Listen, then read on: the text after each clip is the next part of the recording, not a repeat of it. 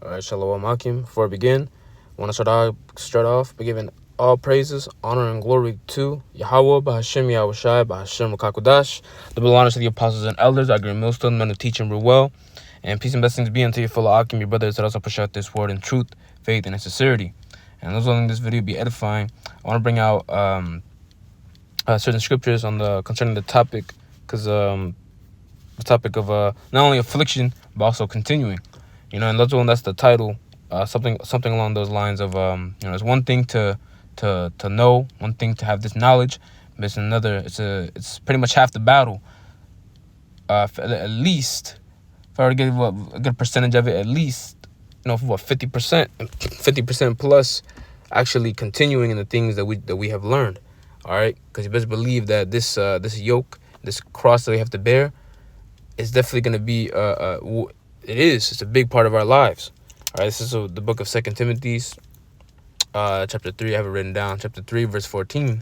It says, "But continue down the things which thou hast learned and hast been assured of, knowing of whom thou hast learned them, and that from a child thou hast known the holy scriptures, which are able to make thee wise unto salvation through faith, which is in Hamashiach Yahushai." All right, and it's funny because when you come to the knowledge of Yahweh Hashem Yahushai, we have to understand that this knowledge not only is it just freely just given to every single person here on earth. Even though it's not going to be given to everyone. All right, but not only that, there's a reason as to why we go through the things that we go through. It isn't because the Lord chose you because you can just easily receive it. Because here it is, you have some people that hear the word and they essentially just bug out, literally. This knowledge not only is it extensive, it's also it can be likened onto pretty much a burden. When you look up as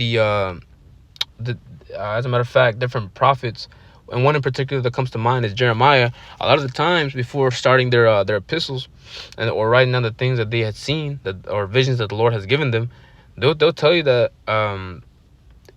it's almost like a declaration. The scriptures can read out like this: "Thus saith the Lord, of Israel." The burden of Jeremiah, the burden of Isaiah, the burden of Ezekiel. And the reason why is because in those times the vision, all right, that was to be prophesied was going to be concerning Israel and their pretty much their downfall, all right, and going into these different captivities. And what we know today, concerning you so-called blacks, Hispanics, and Native Americans, we understand that 2/3 of our people are going to be destroyed. Thermonuclear missiles are going to be hitting pretty much the four corners of the earth, mainly America. And how there's going to be a great slaughter. You see, these things aren't pretty calmly to hear, and it's much more so to the prophets of Yahweh Hashem Yahushai to actually withhold this word. This is Revelation chapter 10, verse 9. Oh, excuse me. It says, "And I went unto the angel and said unto him, give me the little book. And he said unto me, take it and eat it up. It shall make thy belly bitter, but it shall be in thy mouth sweet as honey." All right, and the belly here is definitely, of course, not talking about your actual physical belly that holds food, but more so talking about the belly of the mind. All right, so with that book being the Holy Scriptures and the understanding that comes with it, we take it, we eat it up, we hear it, and through time we gain the understanding. And of course, at first it's gonna be sweet, right? In our mouth, it was sweet as honey. Knowing who we are, knowing that we are pretty much legitimately the princes of the power, the truth. The truth indeed is the gospel, the good news. All right, and how Hamashiach Yahushai is for me, for our people. All right, even going down to the brass tacks of the true images. Right, history actually being revitalized in the most truthful manner. But here it is. Here comes the bitterness, knowing that we have to drink. Essentially, we have to drink of the same cup that Yahushai drank of. All right, we have to drink the same cup that the disciples had to drink of, man. Of course, not the exact same lot, but of course, in this time, in this day and age, for us to be joint heirs, we're most definitely drinking of that cup that was associated with with anything that has to do with the service of being one with the Most High, man. Hey, Sirach, the 2nd chapter. All right, my son, prepare thy soul for temptation if thou come to serve the Lord. And what's bitter is the fact that we're Israelites, right? We got curses clinging on to us day by day. We're in the places of our captivity still, Esau, we know who Esau Edom is, and we know the hypocrisies and lies and deceits and evil wicked acts that he's done. These things are bitter to our soul. And even more bitter is the fact that not many people can't and won't receive this truth, man, this forewarnment. These things are bitter to the soul. You know? That's why the Lord definitely gave us a strong mind to even bear these certain visions. All right? And it's only given to the prophets of the Heavenly Father, man. There's a book called The Giver. I'm not sure brothers have read it, but they made us read it in during my time in middle school. When I can read that book, it's essentially about a dystopian society where all memories have been pretty much stripped away from people. So good and bad. So like love, what's perceived as love, things like sadness and remorse or guilt. These memories pretty much they've been stripped away, including happiness.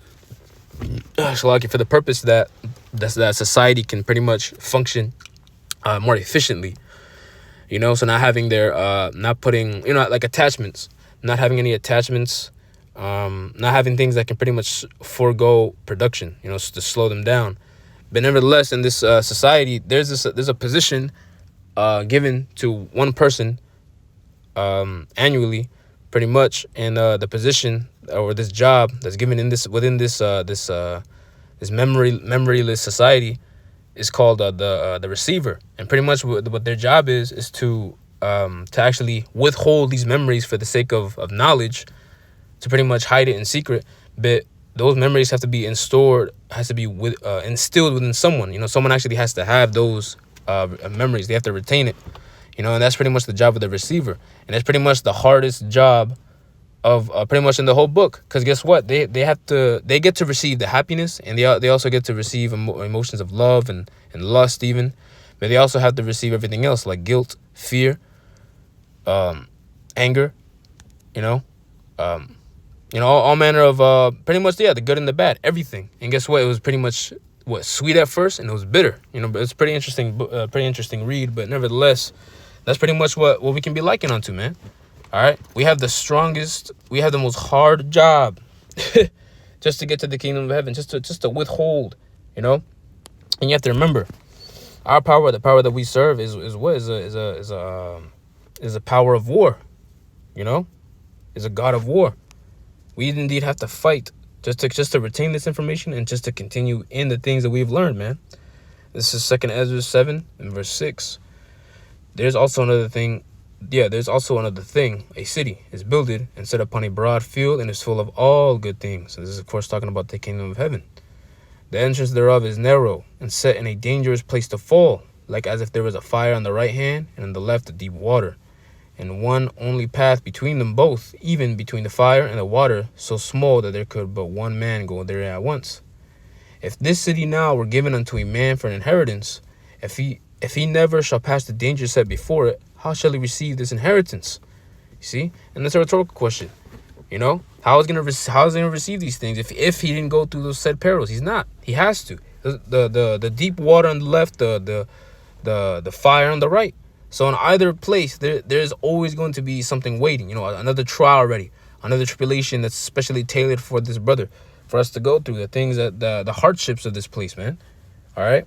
It's narrow as hell. There's no open space for you to stretch your legs. And it definitely feels that way through the Spirit. And this is the charge and the cross that we have to bear. All right. And the men of the Lord of old even confirmed it. All right. This is Acts 14 and 22. It says, but confirming the souls of the disciples and exhorting them to continue in the faith, and that we must, through much tribulation, enter into the kingdom of the Heavenly Father. You see? The book of Acts in itself, hence the name, the Acts of the Apostles, all right, it's just that. The many tribulations that they went through, all right, just to get the word of HaMashiach Yahweh Shai spread throughout the known world at that time, man. All right. And even Apostle Paul himself, which can give you a list of everything that pretty much befallen upon those men, all right, upon our forefathers, just to still reclaim that crown.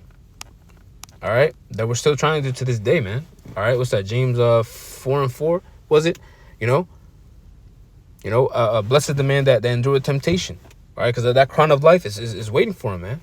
This is Ecclesiastes 7:7. Surely oppression maketh a wise man mad, and the gift destroyeth the heart. Better is the end of a thing than the beginning thereof, and the patient in spirit is better than the proud in spirit. All right, and I wanted to bring out verse 8 as well, because essentially that's literally what we are supposed to be hoping for. Better is the end of a thing. All right, and the end of that thing is pretty much what? The rulership of Esau, Edom, man.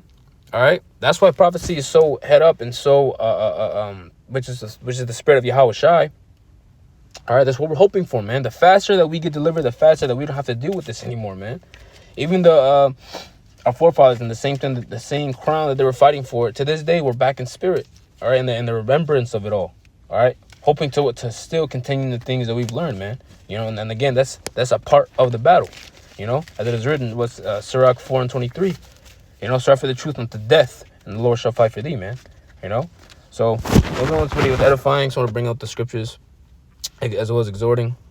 So with that, I'm going to close out by giving all praise, honor, and glory to Yahweh, Bahashim, Yahweh Shai, Bahashim, Makakwadash.